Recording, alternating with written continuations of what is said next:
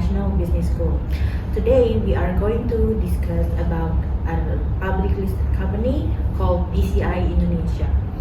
Our group member from me, Kristianti, Nimas Dian Fitriani, Ira Marcella. Jalu Sidki. Teguh Yusuf. So, the COVID-19 pandemic has accelerated digital transformation in all areas and is driving rapid cloud adoption. And do you know what? Indonesia is the fastest growing country for data center colocation. DCI Indonesia is the leading data center provider in Indonesia. DCI was established in 2012 and as enabler for the business community, DCI provides a reliable, well-networked, and well-managed cloud and carrier-neutral data center infrastructure services in Indonesia. Being the first Tier 4 data center in Southeast Asia, DCI is here in Indonesia to provide the world-class data center services, bringing you the peace of mind. DCI is purposely built data center with a total land of 8.5 hectare. As a growing company, DCI continue to improve the service and also adding more buildings with a total power of 300 MW. Now I'm going to talk about the investor relations of DCI Indonesia.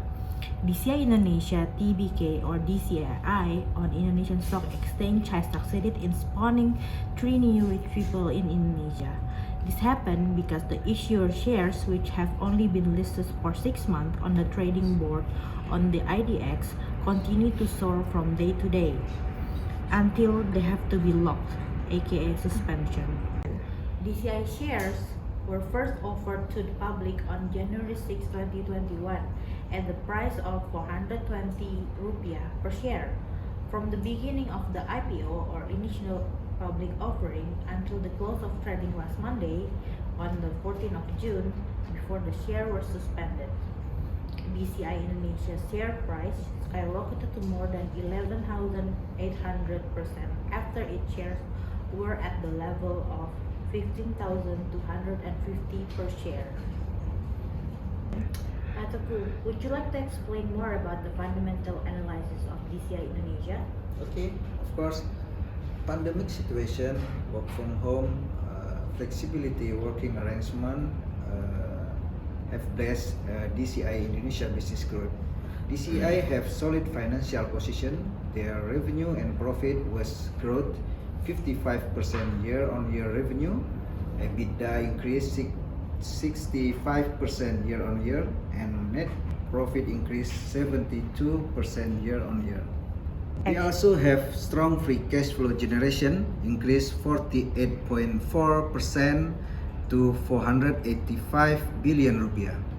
Net cash is generated from operating activity, which increased by 41.6%, reflecting higher cash received from customers, in line with revenue growth from colocation services.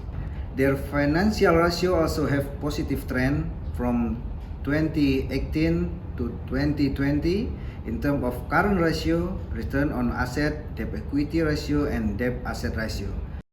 Mas Jalu, can you explain about the technical analysis for our group? Okay, Pak Teguh, I will explain about technical analysis from DCI Indonesia. As we see from the chart for the technical analysis, DCI Indonesia have an uptrend condition from February 2021 until August 2021.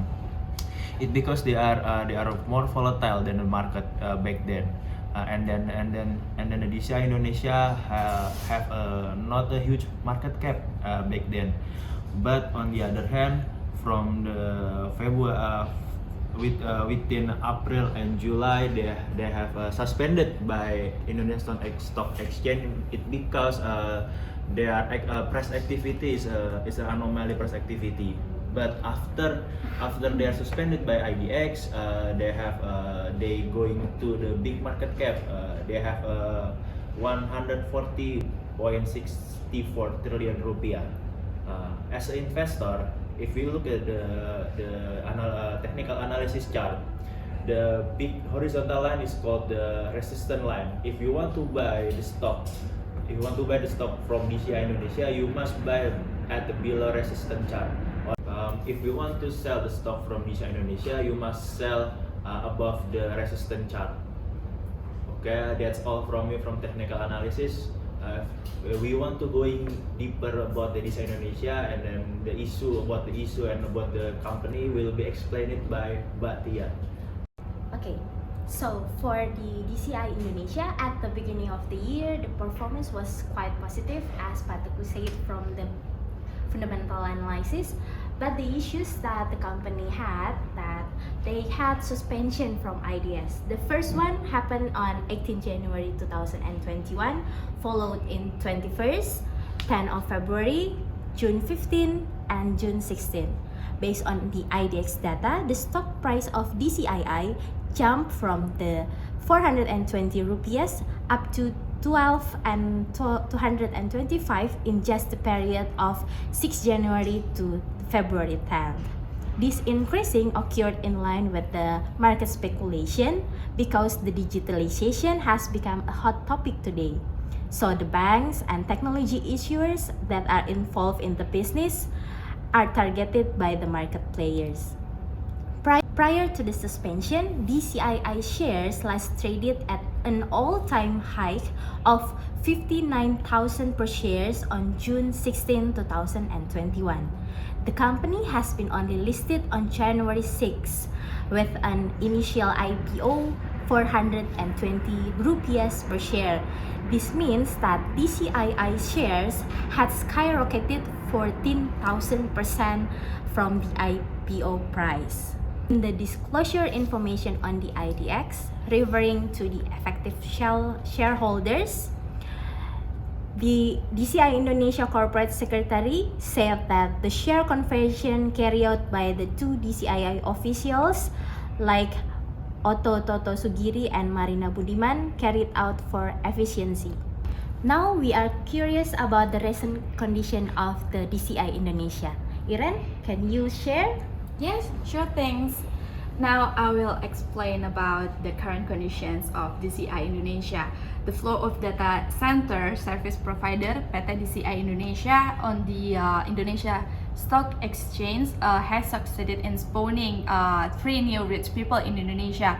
This happens because the issue shares which have only been listed for 6 months on the trading board on the IDX, which have only been listed for 6 months on the trading board of the IDX, continue to soar from day to day until they have to be locked suspension of trading by the Stock Exchange Authority. After the IPO, until March 2021, DCII largest shareholder is Otto Toto Sugiri with 34.19% shares, Marina Budiman with 27.26 shares, and Han Arming Hanafia 17.08% shares, and while public investor 15% shares.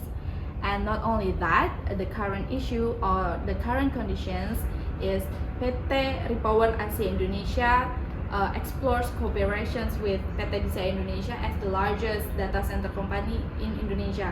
They are still conducting discussions and feasibility studies related to this data center business with strategic partners. According to them, DCII is one of the best data center companies, and they want to synergize in the future with various parties in order to expand into this digital properties business. So that's all from us about DCII Indonesia. I'm Iren Marcella. I'm Jaldo Sidki. I'm Teguh Yusuf. I'm Kristianti. I'm Yumastin Fikrani, and we are from Group 2. We hope you enjoy our short discussion about DCI Indonesia. Bye-bye. Bye.